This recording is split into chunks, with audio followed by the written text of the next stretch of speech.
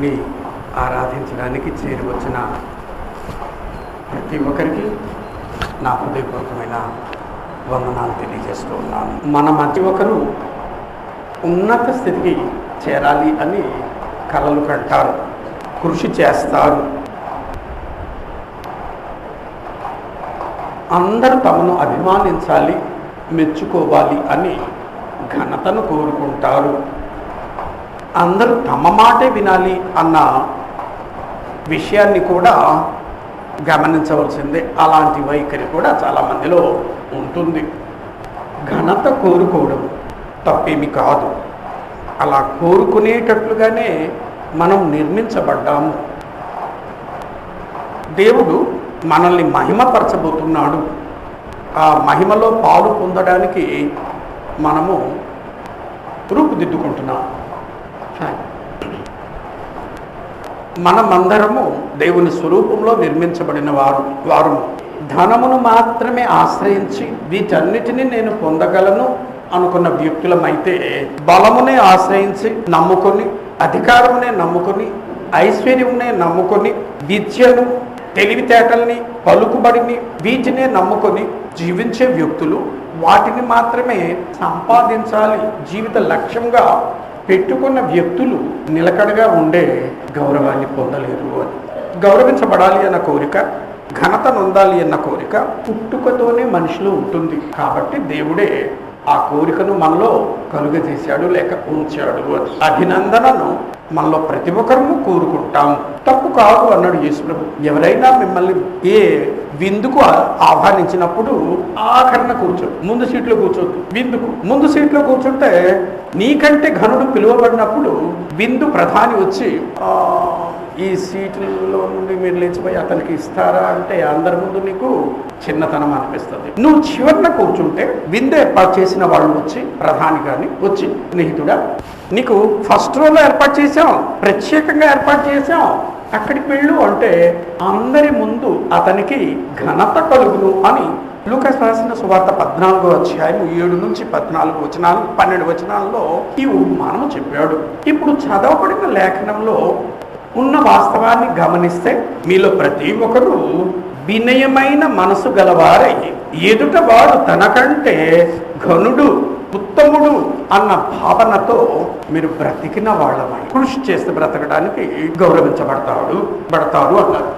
పిలిపిలకు పౌలు రాసిన పత్రిక 2వ అధ్యాయంలో 3వ వచనంలో అంటాడు, కక్ష చేతనైనను వృధాతిశయం చేతనైనను ఏమీయూ చెయ్యక వినయమైన మనస్సు గలవారై ఒకరినొకడు తనకంటే యోగ్యుడని ఎంచుచు.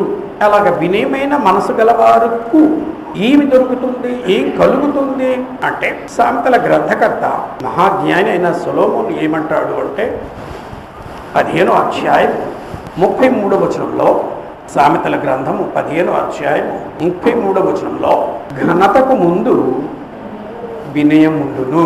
వినయము అన్న అంశము మీద ఈవేళ వినయమైన మనస్సు, దాని వినయము అన్న దానికి అర్థము లేక నిర్వచనం ఏమిటి అంటే, ఒకడు తన్ను తాను తగ్గించుకొనుట అని.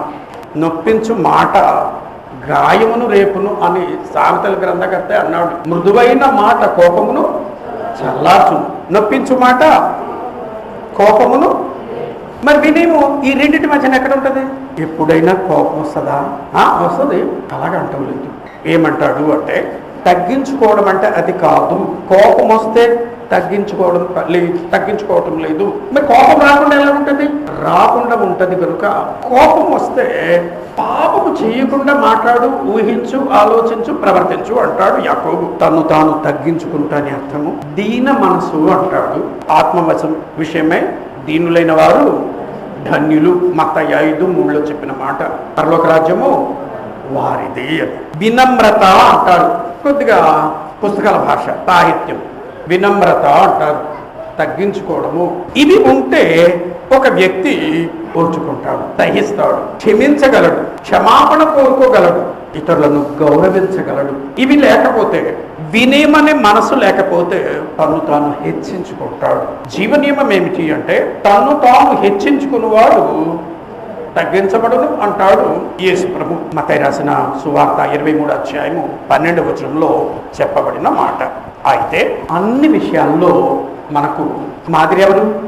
యేసుక్రీస్తు. పేతురు రాసిన మొదటి పత్రిక 2వ అధ్యాయం 21వ వచనంలో, పేతురు రాసిన మొదటి పత్రిక 2వ అధ్యాయం 21వ వచనంలో, క్రీస్తు కూడా మీ కొరకు బాధపడి మీరు తన అడుగు జాడల యందు నడుచుకున్నట్లు మీకు మాదిరి ఉంచిపోయెను. చాలా మంది ఈ మాదిరి అన్న పదాన్ని సరిగ్గా వాడటం లేదు అని ప్రార్థనలో. మాదిరి అంటే మోడల్, రోల్ మోడల్. యేసు ప్రభువు మన అందరికీ మాదిరి అంటే ఆయన చేసి జీవించినట్టుగా వ్యవహరించినట్లుగా ఆయన్ని చూచి మనలో ప్రతి ఒక్కరము అలాగ మాట్లాడము, వ్యవహరించడము, నేర్చుకోవడము. అప్పుడు ఆయన మనకేమవుతాడు? నీకు మేము మాదిరిగా అంటారు చాలా మంది ప్రార్థనలో. అంటే పదాన్ని ఎలా వాడాలో తెలియక మనము ఇతరులకు మాదిరి అన్న పదాన్ని కూడా ప్రార్థనలో చాలాసార్లు వినబడతాయి. అప్పుడే ఆ పదాన్ని వాడుకునే అవకాశం లేదు. ఆ స్థాయికి ఇంకా ఎదగలేదు. మనం ఎవరికో మాదిరి కాదు. ముందు యేసు ప్రభువును మాదిరిగా చేసుకుని జీవించడం మొదలు పెడదాం. అలా మొదలు పెడితే ఎవరైనా అనుకోవాలి, ఆ వ్యక్తిని చూచి నేను అలాగే జీవిస్తాను సుమా. యవనస్తులు తమకు నచ్చిన హీరోలు, వారు సినీ రంగానికి చెందిన వారు కావచ్చు, క్రీడా రంగానికి చెందిన వారు కావచ్చు, విద్యావంతులు కావచ్చు, ఇంజనీర్లు కావచ్చు, ఐపీఎస్ అధికారులు కావచ్చు, వారికి ఒక రోల్ మోడల్ ఎవరో ఉంటారు. యవనస్తులైన పిల్లలకు, అమ్మాయిలు కానీ అబ్బాయిలు కానీ అలాగా తయారవ్వాలి అని కృషి చేస్తూ ఉంటారు. వాళ్ళు మాదిరి ఈ పిల్లలకు.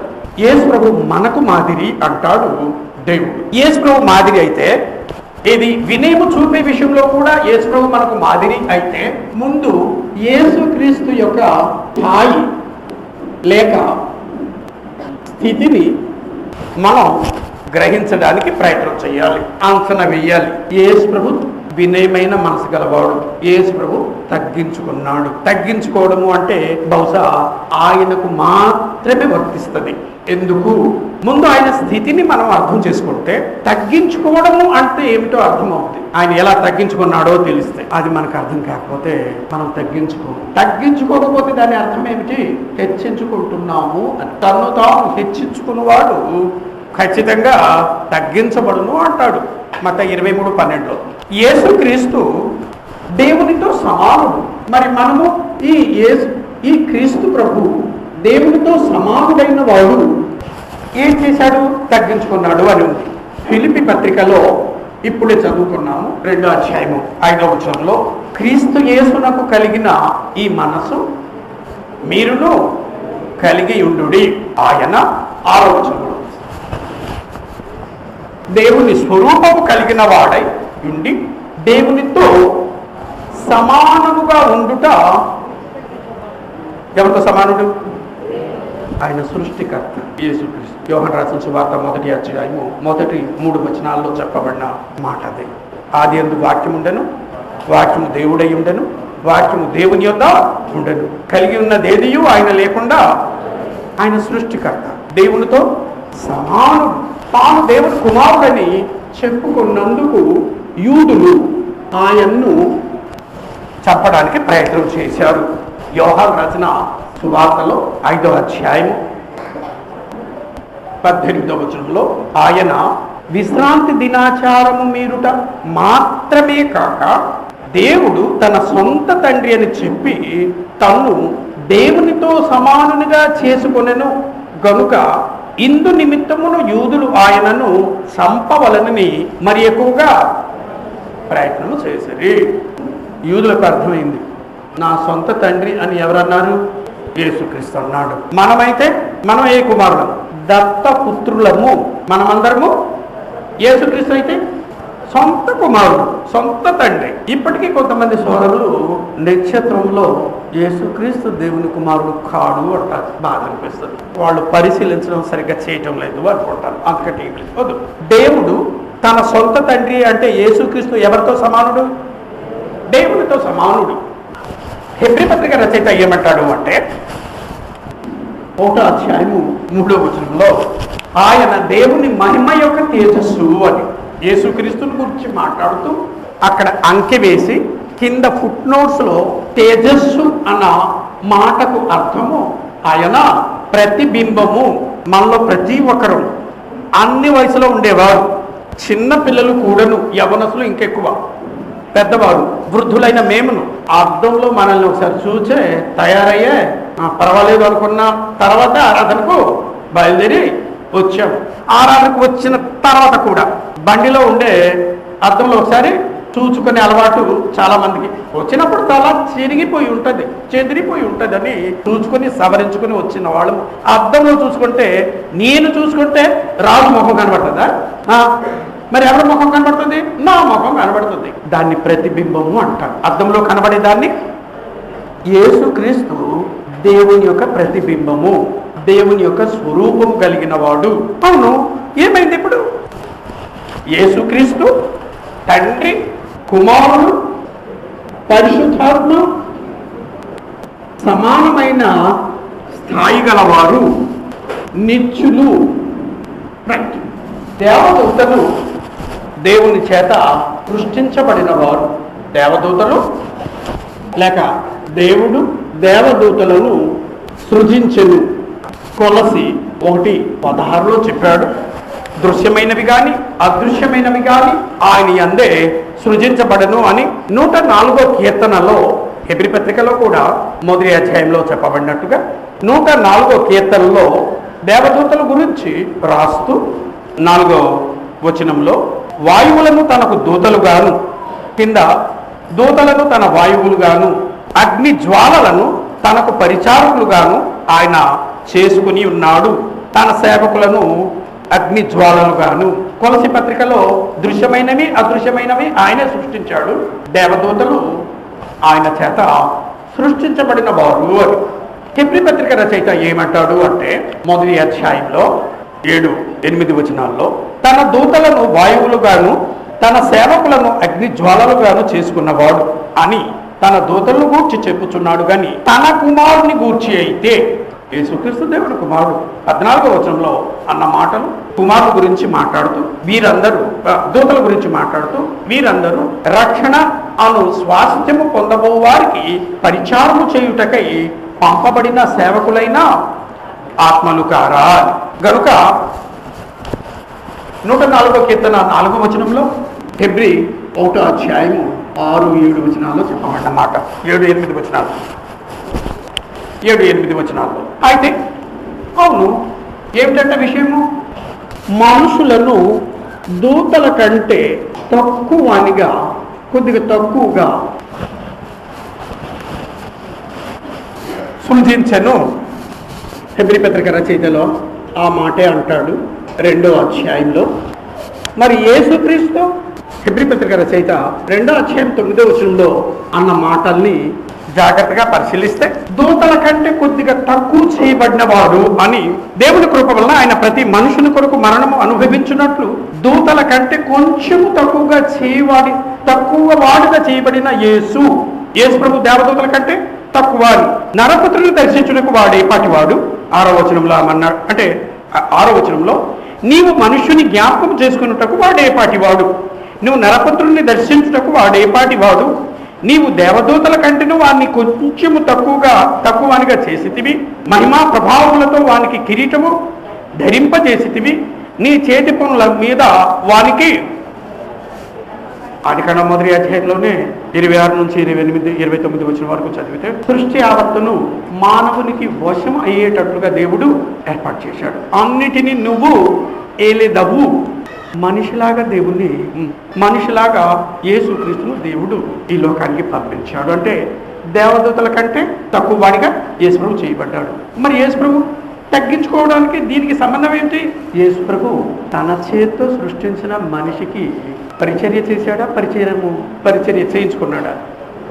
సేవకుడా? ప్రభువుగా వ్యవహరించాడా? ప్రభువుగా ప్రవహించాడా? సేవకుడిగా వ్యవహరించాడా? ఎవరికి యేసుప్రభు సేవకుడు? యేసుప్రభు తండ్రికి సేవకుడా? మనుషులందరికీ సేవకుడా? మనుషులందరికీ సృష్టికర్తే సేవకుడైతే, మరి నేను దేవుడు ఎక్కడ? సర్వశక్తి గలవాడు, సర్వజ్ఞుడు, సర్వంతర్యామి, నోటి మాటతో లోకమంతటిని సృష్టించగలిగిన అనంతమైన సర్వశక్తి గల వాడు దేవుడైన యేసు ప్రభు తన చేతితో సృష్టించిన ముందు దేవదూతలను సృష్టించాడు. దూతల కంటే తక్కువగా మనుషులను సృష్టించాడు. మనుషులకు సేవకుడుగా తయారయ్యాడు, రూపుదిద్దుకున్నాడు, పరిచర్య చేశాడు, దాసుడుగా తను తాను తగ్గించుకున్నాడు. తగ్గించుకోవడము అంటే ఏ స్థాయిని వదిలేశాడు? ఏ స్థాయిని వదిలేశాడు? యేసుక్రీస్తు తన నిత్య శక్తిని దైవత్వమును రిక్తునిగా చేసుకునేను అంటే తండ్రి యొద్ద విడిచిపెట్టేశాడు. ఫిలిప్పీ పత్రిక 2వ అధ్యాయము 6 నుంచి 8 వచనాల్లో చెప్పబడిన మాట. తగ్గించుకోవడం అంటే అది దేవుని దగ్గర యేసు ప్రభు తగ్గించుకుంటే ఓకే, సమానమైన వాడు కదా. మరి దేవదూతల దగ్గర తగ్గించుకుంటే దేవదూతల కంటే తక్కువగా చేయబడిన వాళ్ళు ఎవరు? మరి మనుషుల కంటే తక్కువగా తగ్గించుకుంటే అది తగ్గించుకోవడం. బహుశా త్యాగము, తగ్గించుకోవడము ఈ రెండిటికి నిర్వచనము యేసు ప్రభువే. మనకేమో నాటి మనిషి దగ్గరే చాలా చాలా ఆధిక్యత, తాను ఎక్కువ, చాలా గొప్పవాడు, తన్నెవరు ఏమీ అనకూడదు, నా గురించి చెడుగా ఎవరు అనుకోకూడదు అనే భావన ఉంటుంది. ఎవరైనా ఒక మాట అంటే ఎలా ఉంటుంది ముఖం? ఎన్ని రోజులు మాట్లాడడం మానేస్తారు?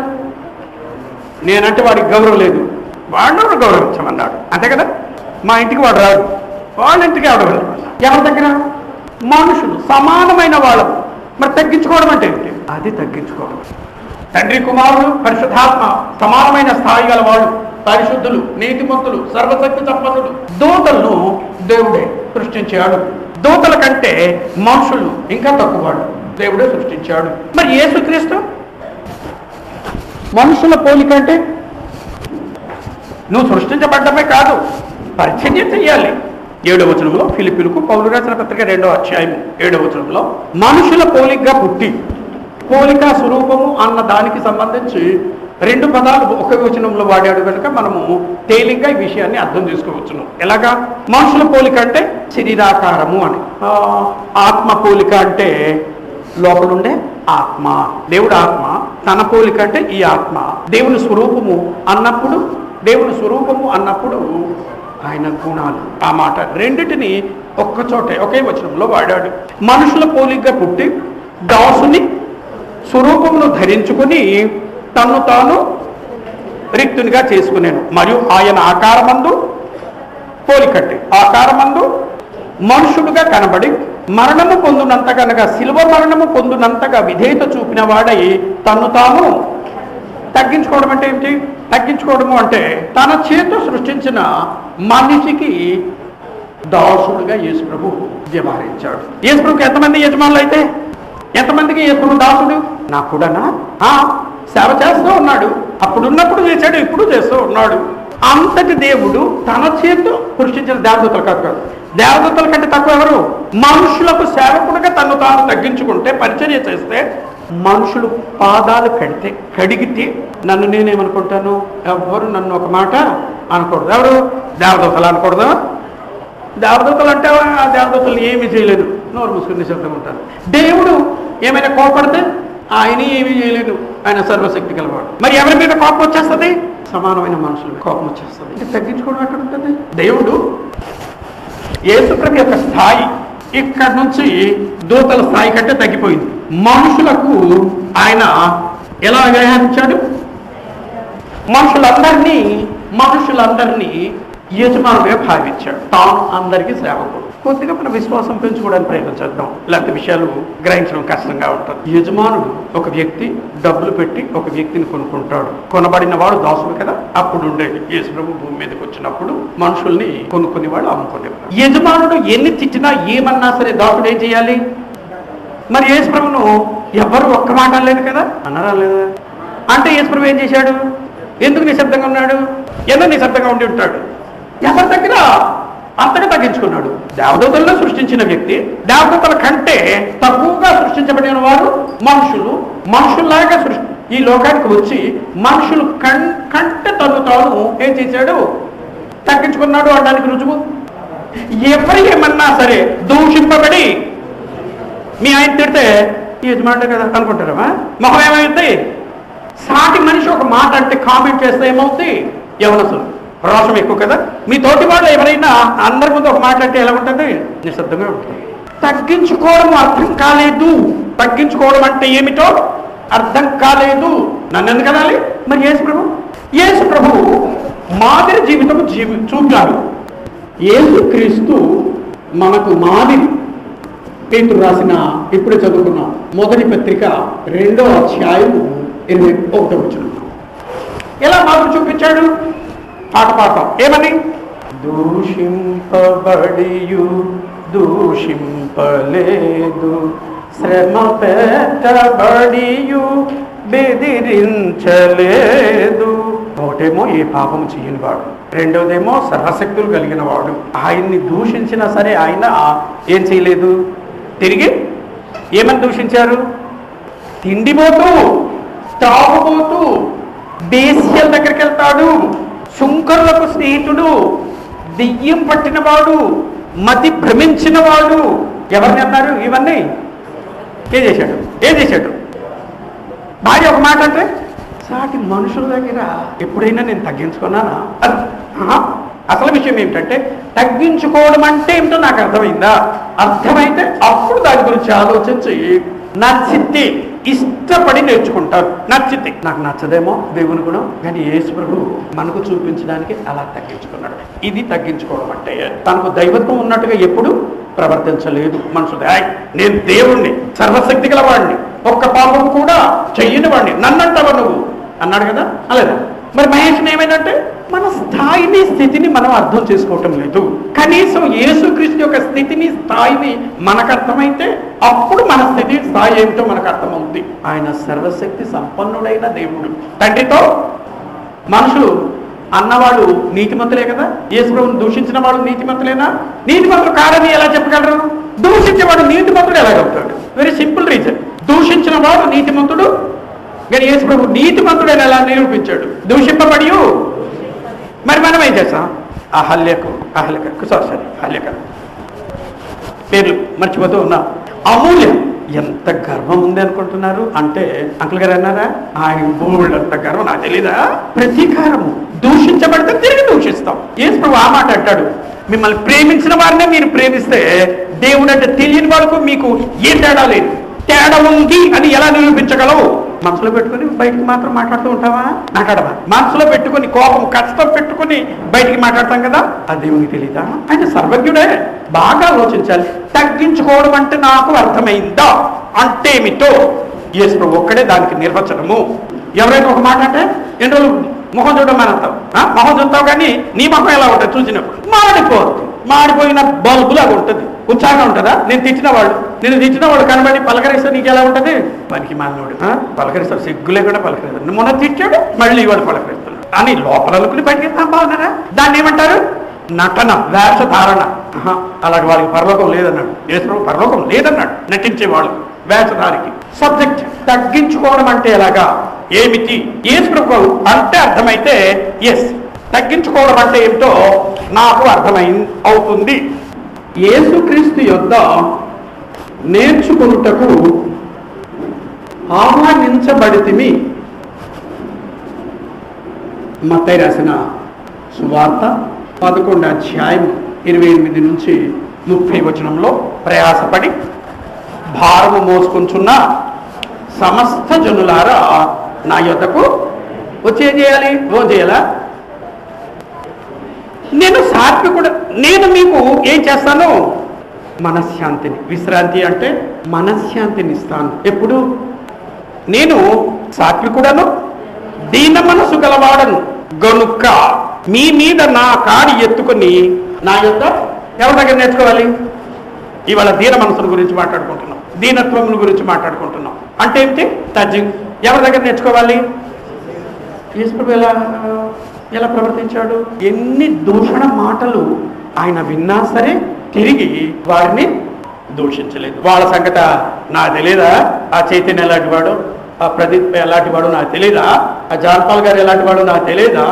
వాళ్ళ సంగతులు నాకు తెలుసును అని యేసు ప్రభు తనను దూషించిన వారి లోపముల గురించి ఎవరితోనైనా మాట్లాడి ఉంటాడా? అసలు వాళ్ళందరూ నా యజమానులు. వాళ్ళు తిడతారు, ఒకళ్ళు తిడితే నేను పడతాను అంతే. దాసుడు యజమానికి ఎదురు చెప్పే అవకాశం లేదు. అది తగ్గించుకోవడం అంటే. అవును, ఆయన అయితే దాసుడు అనుకున్నాడు, నేను ఎందుకు దాసుడు అనుకుంటాను అనుకుంటాను. నేను యేసు ప్రభువును నమ్మడం అంటే అందుకు, ఆయన దగ్గర నేర్చుకోవడం అంటే ఎలాగో. మీ మొహం చూడనప్పుడు అని కొంతమందిని గురించి అనుకుంటామా? మొహం మీద చెప్పేవాళ్ళు ఒకరిద్దరు ఉంటారు, మనసులో అలా పెట్టుకుని ప్రవర్తించేవాళ్ళు చాలా మంది. ఇంకా వారితో సరైన సంబంధము ఇంకా ఉండదు. నేను వాళ్ళ ఇంటికి వెళ్ళను, పలకరించను, పట్టించుకోను. వినయానికి వ్యతిరేకమైనది ఏమిటి? తగ్గించుకునే దానికి వ్యతిరేకమైన మాట ఏమిటి? హెచ్చించుకోవడము, అహంకారము, గర్వము. నాశనానికి ముందు గర్వము, అహంకారము, హెచ్చించుకోవడము అనేవి ఒకదానికి బదులు ఇంకొకటి పర్యాయ పదాలుగా వాడబడినవి. ఎప్పుడైనా తిట్టారనుకో బుజ్జిని, ఏమనుకుంటుంది? అట్లా ఎందుకు మాట్లాడాలి అంటే ఏముంది? తగ్గించుకునే గుణము ఉంది అనడానికి రుజువేమిటి? తిట్టిన వాళ్ళ దగ్గరికి వెళ్ళి యథార్థమైన హృదయంతో మాట్లాడటమే, గౌరవించి మాట్లాడటమే. సిగ్గు లేకుండా మళ్ళీ మాట్లాడుతున్నారు అని అనుకున్న పైకి అన్న బయటికి అన్నా సరే వాడు ఏం చేస్తున్నారు నాకు అనవసరం. నేను దేవుని బిడ్డను, వారితో ఎలా నేను ప్రవర్తించాలి? ఎవరిలాగా ప్రవర్తించాలి? మరి దుర్గం తిడితే, దూషిస్తే, స్త్రీలు, భారతదేశం స్త్రీలు సహించలేని మాట అంటే వాళ్ళు గౌరవిస్తామా అంటే తగ్గించుకోవడం అంటే ఏంటో మనకు తెలీదు. బాగా ఆలోచించాలి చాలా జాగ్రత్తగా. యేసుక్రీస్తు దగ్గర ఏది నేర్చుకోవాలి? దీన మనసు ముందు. వచ్చే వారం దేవుని చిత్తమైతే సాత్వికము అంటే ఏమిటో నేర్చుకోవడానికి ప్రయత్నం చేద్దాం. దీన మనసు అంటే తగ్గించుకోవడం ఎలాగో ఎవరి దగ్గర నేర్చుకోవాలి? ఎందుకు నేర్చుకోవాలి? ఆయన పిలిచాడు, ఆయన మనకు మాదిరి, ఆయన దగ్గర నేర్చుకోవాలి. నువ్వు తిండిపోతువు అంటే ఆయన తిండిపోతా?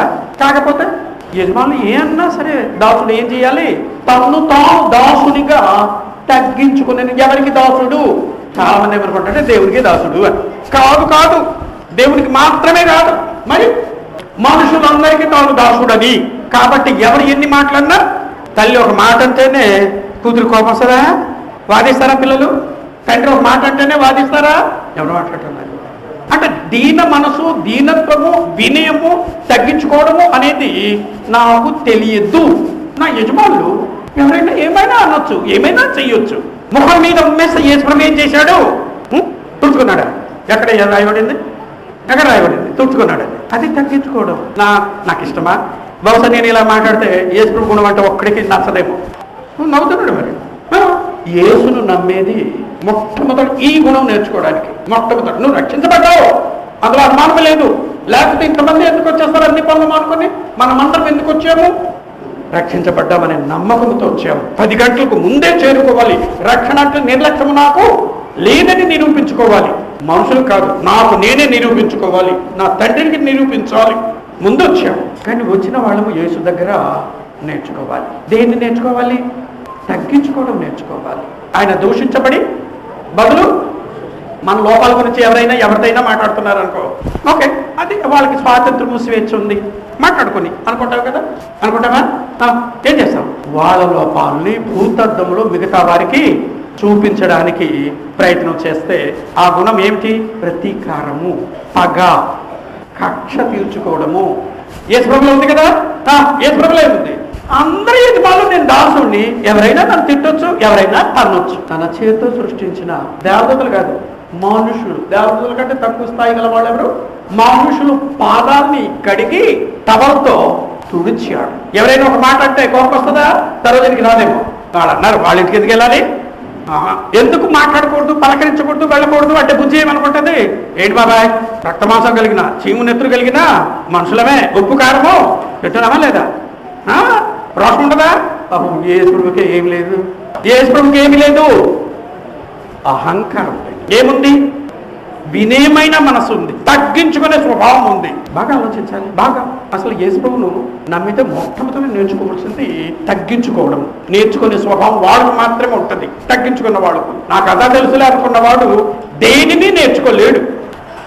యేసుక్రీస్తు ప్రభువా దాసుడా? యేసుక్రీస్తు దాసుడుగా వ్యవహరించాడా? ప్రభువా పరిచారకుడుగా వ్యవహరించాడు అని మత్తయి 20:21 అధ్యాయము 28 అధ్యాయము. మనుష్య కుమారుడు పరిచర్య చేయించుకుంటకు రాలేదు, కానీ పరిచర్య చేయుటకును అనేకులకు ప్రతిగా తన ప్రాణమును పరిచారకుడా, యజమానుడా ఎలా ప్రవర్తించాడు? ఎంతమందికి పరిచారకుడు? ఎవరికి పరిచారకుడు? తన చేతితో సృష్టించిన మనుషులకు పరిచారకుడుగా ఎలా తగ్గించుకున్నాడు అంటే, ఎవరు ఎన్ని బాధలు, హింసలు, అవమానాలు పెట్టినా సరే సృష్టికర్త సృష్టి యొక్క సృజించబడిన మనుషుల పాదములను కడిగెను. యోహాను రాసిన సువార్త 13వ అధ్యాయం 13వ వచనంలో రాయబడిన మాట. దాసుడుగా పరిచర్య చేశాడు, సేవకుడుగా వ్యవహరించాడు. దూషించబడినను దూషించాడా? అవమానించబడి అవహేళన చేయబడి, నేను ఎవరినైనా దూషించానా? ఎప్పుడైనా? ఎవరినైనా అవమానించానా? ఎప్పుడైనా? ఎవరినైనా అవహేళనగా మాట్లాడానా? ఎప్పుడైనా? నాకేది తెలీదు. తగ్గించుకోవడం అంటే తెలియదు. మొదటిదే లేకపోతే ఇలా లేకపోతే ఎలా చదివేస్తాడు? ఎలా రాసేస్తాడు? మొదటి గుణమే వినయము. ఆత్మ విషయమై దీనులైన వారు ధన్యులు, పరలోక రాజ్యము వారిది. దీనికి పూర్తిగా భిన్నమైన వాతావరణంలో చిన్నప్పటి నుంచి పెరిగాము. నా కొడుకును ఒక్క మాట నేను అన్ను, నా కూతుర్ని అల్లార ముద్దుగా చూస్తున్నాను. ఇంకొకరు మా కూతుర్ని అంటారా? ఎలాగ అనుకుంటావు కదా, నీ కూతుర్ని ఎవరైనా తిడితే. ఈశ్వరు అలా కాదు. మత్తయి రాసిన సువార్తలో 26వ అధ్యాయంలో 62, 61, 62, 63 వచనాల్లో ఆయన ఎంతగా హింసించబడ్డాడు.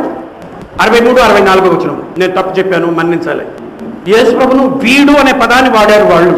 యజమానులు ఏ పదమైనా ఇంటికి వచ్చిన తర్వాత కూర్చోమనకపోతే మనకు ఎలా ఉంటుంది?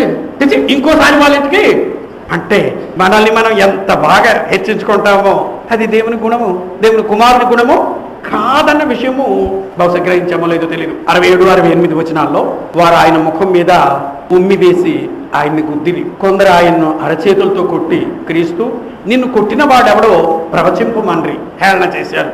యేసుప్రభు ఏం చేశాడు? నిశ్శబ్దంగా ఉన్నాడు. ఒక కారణం ఏమిటి అంటే, పాప పరిహారార్థ బలిగా వాటన్నిటిని ఆయన భరించాలి. ఏ పాపం మెరుగుని పావనమూర్తి వాటన్నిటిని ఆయన భరించాలి. రెండోది ఏమిటి అంటే, దాసుడుగా తగ్గించుకోవడం అంటే ఏమిటో మనకు చూపించాలి. తగ్గించుకోవడం అంటే ఏమిటో చూపించాలి. ఏమనుకోవాలి తగ్గించుకునేవాడు? నేను ఎంతమందికి దాసుడని? అస్సలు అహం ఒప్పుకుంటుందా? అస్సలు.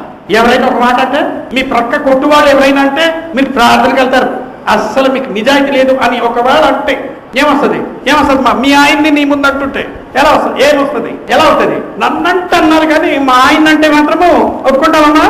ఒప్పుకుంటారా?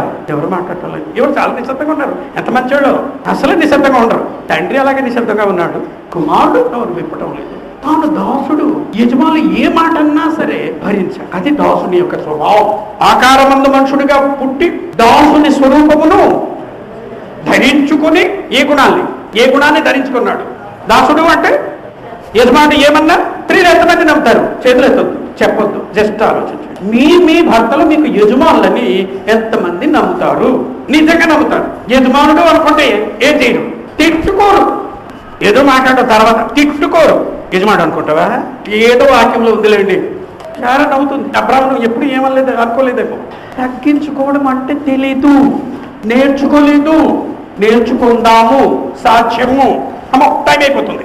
అదే 27వ అధ్యాయంలో 26వ వచనంలో, అప్పుడు అతడు వారు కోరినట్టు బరబ్బను వారికి విడుదల చేసి యేసును కొరడాలతో కొట్టి, 29వ వచనంలో ముళ్ళ కిరీటమును అల్లి ఆయన తలకు పెట్టారు. 30వ వచనంలో ఆయన మీద ఉమ్మి వేసి, ఇది రెండోసారి. 34వ వచనంలో చేదు కలిపిన ద్రాక్షారసమును ఆయనకు త్రాగనిచ్చిరి. 35వ వచనంలో ఆయనను సిలువ వేసిరి. 39వ వచనంలో ఆ మార్గంలో వెళ్ళుచుండిన వారు తలలు చుచ్చులు దేవాలయమును పడగొట్టి 3 దినములలో కట్టువాడ నిన్ను నువ్వే రక్షించుకును, నీవు దేవుని కుమారుడైతే సిలువ మీద నుండి దిగుమని చెప్పుచు ఆయనను దూషించిరి. అలాగే శాస్త్రులను, పెద్దలను, ప్రధాన యాజకులను కూడా ఆయనను అపహాసించుచు, వీడు ఇతరులను రక్షించను, తన్ను తాను రక్షించుకోలేడు. ఇంతమంది ఇన్ని మాటలు అన్నా సరే ఈశ్వరుడు ఏం చేశాడు? భరించాలి. ఒకటేమో మన పాపానికి పరిహారం చెల్లించేది అయితే, శిక్షను అనుభవించడం అయితే, అదే కాదు తండ్రి దగ్గర నుండి దూరం అయిపోవడం కూడా శిక్షలో ఒక భాగం. నేను దాసుడిని. అక్కడ దాసు కాదు, కుసుమ ఏమనుకుంటుంది? ఓహో దాసుడు దాసుడు అంటున్నారు మా అన్నయ్య, మా ఆయన పేరు ఎంత ఇష్టమో ఇన్నిసార్లు పలుకుతున్నారు అని కుసుమ అనుకుంటుంది. దాసుడు అంటే బానిస. బాప్తిస్మం పొందాలి అనుకున్న వాళ్ళకు, పొందిన వాళ్లకు చిన్న సూచన. సూచన. నీతికి బానిసలు అన్నాడు దేవుడు. నేను నిజంగా బానిసనా నీతికి? నాకు అర్థమైందా బానిస అంటే? నీతికి దోచడము. నా నోటితో నీతి మాటలే పలుకుతానా? నా చేతులతో నీతి క్రియలే చేస్తానా? మత్తయి రాసిన సువార్త తర్వాత రేపు మాట్లాడుకుందాం దాని గురించి. మత్తయి రాసిన సువార్త 11వ అధ్యాయంలో 19వ వచనంలో, మనుష్య కుమారుడు తినుచును త్రాగుచును వచ్చిన గనుక ఇదిగో వీడు తిండిపోతును మద్యపానీయు సుంకరులకును పాపులకును స్నేహితుడు అని. అంతేకాదు యేసు ప్రభువును ఏమన్నారు? దెయ్యం పట్టినవాడు అన్నారు. అయినా సరే యేసు ప్రభు ఏమన్నాడు? ఏమనలేదు. యోహాను రాసిన సువార్త 8వ అధ్యాయం 48వ వచనంలో, యోహాను రాసిన సువార్త 8వ అధ్యాయం 48వ వచనంలో, టైం లేదని రాయటం లేదు కూడా, నీవు సమరయుడవు దెయ్యం పట్టిన వాడును అని మేము చెప్పు మాట సరియే కదా అని ఆయనతో అంటే యేసు, నువ్వు దెయ్యం పట్టినవాడు సమరయుడవు ఇన్ని అన్నా సరే, ఇప్పుడు మనం ఆలోచించవలసింది ఏమిటి అంటే, యేసు దగ్గర నేర్చుకోవడం ఎంచుకొనదగిన దానికంటే ఎక్కువగా ఏమన్నాడు? ఎంచుకొనక తగ్గించుకోవడం అంటే అది రోమిలకు పౌలు రాసిన పత్రిక 12వ అధ్యాయము 3వ వచనంలో. ఎంచుకోవడము అంటే ఎంచుకొనదగిన దానికంటే ఎక్కువగా ఎంచుకోవడం అంటే, నేను దాసుడను. దూషించే మాటలు ఎవరైనా అన్నప్పుడు, నొప్పించే మాటలు అనే పదం వాడతాము. అలాగ అన్నప్పుడు నొచ్చుకున్న, కష్టం కలిగిన, మనసులో పెట్టుకున్న తగ్గించుకోవడం అంటే వాళ్ళకు తెలియదు, ఇలే రాలేదు. ఎవరైనా ఒక మాట అన్నప్పుడు నొచ్చుకుంటావా? అప్పుడప్పుడు నొచ్చుకున్నాము అంటే మనల్ని మనము ఎంచుకునే తగిన దానికంటే దాసుడా యజమాని? అయితే నేను దాసుడా యజమానా? యేసు ప్రభు నొచ్చుకుని ఉంటాడా? నొచ్చుకుని ఎందుకు తెచ్చుకోలేదు? దాసుడు అనుకున్నాడు కనుక. మరి నేనైతే నేను చెప్పిన మాటలు ఎస్ ఈ 170 మంది 80 మంది 90 మంది నమ్మాలి, వినాలి. ఎవరైనా ఎదురు చెప్తే చాలా కోపం వచ్చేస్తుంది. ఎందుకు? నన్ను నేను యజమానుడు అనుకుంటే, నా రక్షకుడే సృష్టికర్త బానిసగా వ్యవహరిస్తే మరి నా సంగతి ఏమిటి? ఎవరైనా ఒక మాట అంటే నొచ్చుకునే స్వభావం ఉంటే, తను తాను ఎంచుకునే తగిన దానికంటే కొన్ని విషయాలు మనసులో పెట్టుకుని బతికినంత కాలము దానికి అనుగుణంగా ప్రతీకారం తీర్చుకునేటట్టుగానే ప్రవర్తిస్తాం. తగ్గించుకోవడం అంటే మనకు అర్థం కాలేదు. ఇక హెచ్చించబడేది ఎక్కడ? తను తాను తగ్గించుకునేవాడు ఘనతకు ముందు దేవుని దగ్గర దేవుడు నన్ను తన కుమారుడు అని ఎప్పుడు పిలుస్తాడు? ఇదే లేకపోతే ఇలా అంగీకరిస్తాడు. ఎవరైనా తిడితే కోపం వస్తుందా? రోడ్డు మీద ఊరికే తిరుగుతారు అంటే కోపం వచ్చేస్తుందా? అనవసరమైన మాటలు మాట్లాడుకుంటారు అంటే కోపం వచ్చేస్తుందా? కోపం వచ్చినా నొచ్చుకున్నా ఎంచుకున్న తగిన దానికంటే ఎక్కువగానే మనము ఎంచుకుంటున్నాము, హెచ్చించుకుంటున్నాము. తాను తాను హెచ్చించుకున్నవాడు దేవుని దగ్గర. లూకా రాసిన సువార్తలో దాసుని వైఖరి గురించి చెప్పబడింది. నేను దాసుడే అనుకుంటే లూకా 17:10లో, యెషయా 53:7వ వచనంలో, వదకు తేబడిన గొర్రెపిల్ల వలె ఆయన ఎలా ఉన్నాడు? లూకా రాసిన సువార్త 17వ వచనంలో, ఆజ్ఞాపింపబడినవన్నీ చేసిన తర్వాత నేను నిష్ప్రయోజకుడైనా ఎవరికి? అందరికి. ఎవరు ఆజ్ఞాపించారు? ఎవరు ఏ పని చేయమంటే. అందుకే ఫిలిప్పీ పత్రికలో ఒకనికంటే ఒకడు యోగ్యుడుగా, అందరూ నాకంటే యోగ్యులే, నేను అందరికంటే తక్కువ, అందరూ యజమానులు, నేను మాత్రం అందరికీ దాసుడను. బోధించడం చాలా తేలిగ్గా ఉంది, దాన్ని స్వీకరించడము, జీవితంలో అమలుపరచడము చాలా తేలిక కదా. తేలిక అమ్మ మనలో అహం తారాస్థాయికి చేరుకుందేమో, దాన్ని బాగా పెంచి పోషించామేమో లోకములు ఉన్నప్పుడు. అంటే నా కొడుకునంటారా, నా కూతురునంటారా, మా మనవడిని అంటారా, మా మనవరాలను అంటారా, మా అన్నని అంటారా, మా తమ్ముడిని అంటారా, నా భార్యని అంటారా, నా భర్తను అంటారా, మా వాళ్ళని అంటారా? ఇవి అహాన్ని పెంచే మాటలు. ఎవరైనా అన్నారు నేను దాసుడిని అనుకుంటే, యజమాని దగ్గర దాసుడు ఎలా ఉంటాడు? యేసు ప్రభు దానికి మాది. అని ఎన్ని మాటలు ఎవరన్నా సరే అస్సలు మరి వాళ్ళు నాతో సరిగ్గా వ్యవహరించడం లేదు, గౌరవించడం లేదు, మాట్లాడటం లేదు, మనసు విప్పి మాట్లాడటం లేదు అంటే నీ సంగతి నువ్వు చూడు అంటాడు దేవుడు. నువ్వు దేవుని కుమారుడు అనుకుంటున్నావా? అయితే దాసుడు భరించవలసిందే. యేసు ప్రభు నీకు మాదే. ఆయనేమో ఒక్క తప్పు చేయలేదు. ఎవరమ్మా? యేసుక్రీస్తు ఒక్క తప్పు చేయలేదు. చేశాడా? పాపమేమియో కపటపు మాటలు ఏమైనా పలికాడా? ఆయనే నోరు మూసుకున్నాడు. మరి నేను వినయము అంటే బాగా ఆలోచించాలి. ఓకే, మనుషులందరికీ దాసులు ఎవరు? నేను కాగా కరెక్ట్గా దావాలు చెప్పారండి. గల్తీలకు పౌలు రాసిన పత్రిక 5వ అధ్యాయము 13వ వచనంలో మనుషులందరికీ దాసులు అంటే తపామని ఎవరి పేరు చెప్పారు? ఆడవాళ్ళ దగ్గర నుండే వచ్చింది జవాబు యేసు ప్రభు. మన గురించి ఎప్పుడు ఆలోచించలేదు కదా. మనకేమో దేవుడు నిత్య జీవము, జీవ కిరీటం ఇచ్చేయాలి కదా. పరలోకము దేవుడు లాంటి వారితో ఉండే స్థితి అది. దేవుని లాంటి వారితో, మీ పరలోకపు తండ్రి పరిపూర్ణుడు కనుక మీరును ఉండగలరా ఉండలేరట. ఉండగలమనా ఉండలేమనా ఎవరు మాట్లాడటం లేదు. నేను నమ్మటం లేదు, యేసు ప్రభువే అబద్ధం చెప్పాడు అంతే. నేను నమ్మటం లేదు అంటే యేసు ప్రభువే అబద్ధికుడు. తన స్వరూపంలో సృష్టించాడంటే అర్థం అది. దాన్ని అంగీకరించడమే విశ్వాసం. 13వ వచనంలో సహోదరులారా మీరు స్వతంత్రులుగా ఉండటకు పిలువబడుతుంది. అయితే ఒక మాట గల్తీలకు రాయబడిన పత్రికలో చెప్పబడిన మాటను చదువుతున్నాం. ఆ స్వాతంత్ర్యమును శరీర క్రియలకు హేతువు చేసుకునక ప్రేమ కలిగిన వారై ఒకరినొకడు దూషించిన, అవమానించిన, హేళన చేసిన తగ్గించుకున్నవాడు వానిలో ఏముండదు. తగ్గించుకున్న వాడిలో ఏముండదు. అహంకారం లేదనడానికి రుజువు. నొచ్చుకొనడు. దూషించిన, అవమానించిన, హేళన చేసిన తగ్గించుకున్నవాడు నొచ్చుకున్నాడు. అది మన గురి. మీ పరలోక తండ్రి పరిపూర్ణుడు కనుక పౌలు ఎలా అనగలిగాడు నాకు తెలియదు. నేను క్రీస్తును పోలి నడుచుకున్నట్లు మీరు అంటే సాధ్యమా? సాధ్యమనే మనకు సాక్ష్యము నమ్మిన వారికి. నేను నమ్మటం లేదేమో యేసుక్రీస్తుని, జస్ట్ ఆయన పేరును మాత్రమే వాడుకునే వ్యక్తినేమో, ఆ పేరును వాడుకునే లోకంలో గౌరవ మర్యాద పొందాలనుకుంటున్నానేమో. నేను నిజంగా నమ్మితే నాకు అన్ని సాక్ష్యమే. అహాన్ని తీసి పక్కన పడేస్తాను, మురికాలలో పడేస్తాను. అది కొట్టుకుని పోతుంది మురికిలో. చిన్నప్పటి నుంచి అహం అంటే ఇష్టపడి పెంచుకున్న వాళ్ళము కాబట్టి ఎవరైనా ఒక మాట అంటే లక్షణ ఏం చేస్తాడు? నన్ను అంటున్నారు కానీ మా ఆవిడ నన్ను వద్దంటాడు. ఇప్పుడు అంతే కదమ్మా. దాసులము, ఒకరినొకరు దాసులై లోబడి ఉండండి. మనం ఏం చేస్తున్నాం? యేసు దగ్గర నేర్చుకుంటున్నామా? నేర్చుకోవటం లేదా? యేసు మనకు జీవము. మన జీవము యేసునందు లేక దేవుని అందు దాచబడి ఉన్నది అంటాడు. అంటే కొలొస్సీయులకు రాసిన పత్రిక 2:3 అధ్యాయము 2-3 వచనాల్లో చెప్పబడిన మాట. 2 మాటలు వాడాడు. యేసు మన జీవము యేసునందు దాచబడింది. అంటే ఏమిటి? నువ్వు ఎంతగా ఎదగలవో దానినే నీకు యేసు చూపించాడు. తన జీవితం అది నీ జీవం, ఆయన నీ జీవం. దాన్ని నమ్మడమే యేసుక్రీస్తును నమ్మడమని, దేవుని విశ్వసించడము అని.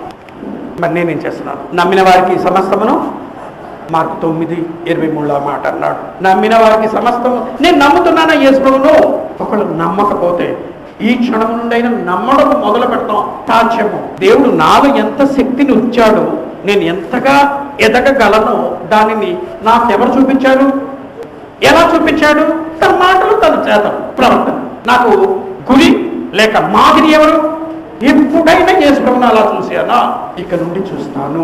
సమస్తము సాధ్యము నమ్మిన వారికి. తాను ఆయన అలాగే అంటూ ఉంటాడు. మోసపోవద్దు. మీరు వినువారు మాత్రమే ఉండి మిమ్మల్ని మీరు మోసపోవద్దు, మోసపుచ్చుకోవద్దు. ఎవరో కాదు, మనల్ని మనమే మోసపుచ్చుకునే ప్రమాదం ఉంది. వినువాక్య ప్రకారము నేను ఎంతగా ఎదగలను యేసు ప్రభు చూపించాడు. ఆ స్థాయికి నేను ఎదగలనని నా తండ్రి అంటున్నాడు, యేసు ప్రభు అంటున్నాడు. నేను చేరుకుంటాను. వినయము అనేది నేర్చుకుంటాను. నన్ను నేను దాసుడిగా భావిస్తాను. అందరూ నాకు యజమానులే. అది చిన్న విషయం కాదు. బోధించినంత తేలిక కాదు. తేలికైనా బోధించినంత మొదలు పెడదాం. ఎవరైనా ఒక మాట అంటే బాధగా ఉంటుంది. బాధపడడం మర్చిపోతాం. అమ్మో నేను బాధపడితే కక్ష తెచ్చుకునే ప్రమాదము ఉంటుంది. ఏదో ఒక మాట ఏదో సందర్భంలో అనేసే అవకాశం కాదు. నా ప్రభు నేను ఏమి మాట్లాడకుండా ఓర్చుకోగలను అన్నాడు. తగ్గించుకున్న వాళ్ళకే ఓర్చుకునే శక్తి ఉంటుంది. తగ్గించుకున్న వాళ్ళకే సహించే శక్తి ఉంటుంది, క్షమించే శక్తి ఉంటుంది. అంతేకాదు క్షమాపణ కోరే శక్తి ఉంటుంది. క్షమించేది కష్టమైందా? క్షమాపణ కోరేది కష్టమైందా? అంటే తగ్గించుకున్న దానికంటే ఎక్కువగా ఎంచుకున్న దానికంటే ఎక్కువగా ఎంచుకుంటున్నావు కాబట్టి తగ్గించుకోవడం. క్షమాపణ కోరడం ఏమిటి? క్షమాపణ కోరడం తేలికే కదా. అహం పెరిగిపోయింది. ఎంచుకున్న తగినది దానికంటే నేను ఏమనుకుంటున్నాను? యేసు కాదు, దేవుడు కాదు, అంతకంటే ఎక్కువ అని. నెబుకద్నెజరు అలాగనుకున్నాడు. నా చేతుల నుండి విడిపింపగల దేవుడు ఎక్కడున్నాడు అంటే దేవుడు అతని చేత ఏం తినిపించాడు? మరి నా చేత నొచ్చుకోవడము. మానుకుందాం. బాధగా ఉంటది. నా ప్రభు బాధపడలేదు, దాసుడు అనుకున్నాడు, బాధపడలేదు. నేను యజమానుడు అనుకుంటున్నాను కాబట్టి బాధపడుతున్నాను. వద్దు, తగ్గించుకుంటాను, క్షమిస్తాను, గౌరవిస్తాను ప్రతి ఒక్కరిని. ఎవరి గురించి మాట్లాడినా ఇంకొకరి దగ్గర వారి గొప్పతనాన్ని గురించే మాట్లాడతాను. లోపమా మరి నాలో లేదా? బాగా ఆలోచించాలి. వినేము అనే అంశాన్ని తగ్గించుకోవడము. వినేము అనే దానికంటే అమ్మ ఎక్కువ టైం అయిపోయింది. తగ్గించుకుంటా అంటే ఏమిటో అందరము ఆలోచిద్దాం, కృషి చేద్దాం, నేర్చుకుందాం, లోపాలు ఉంటే సరి చేసుకుందాం. ప్రవర్తనలో అప్పుడప్పుడు జీవ నియమాన్ని మీరితే, అహంకారము బయటకు వస్తే, కష్టాన్ని మనసులో పెట్టుకుంటే, నాయన దాన్ని ఆ సంఘటన నేను మర్చిపోయేటట్టుగా సహాయం చేయి, అహంకారముతో నా హృదయం నిండిపోయింది. కనీసం తండ్రి దగ్గరైనా నిజాయితీగా ప్రార్థన చేసి సహాయం కోరిన వ్యక్తులమైతే, పరమ తండ్రి కొడుకునే మన కొరకు బలిగా ఇచ్చిన వాడు తగ్గించుకునే విషయంలో సహాయం చేయడా, బలపరచడా? మీ అందరికీ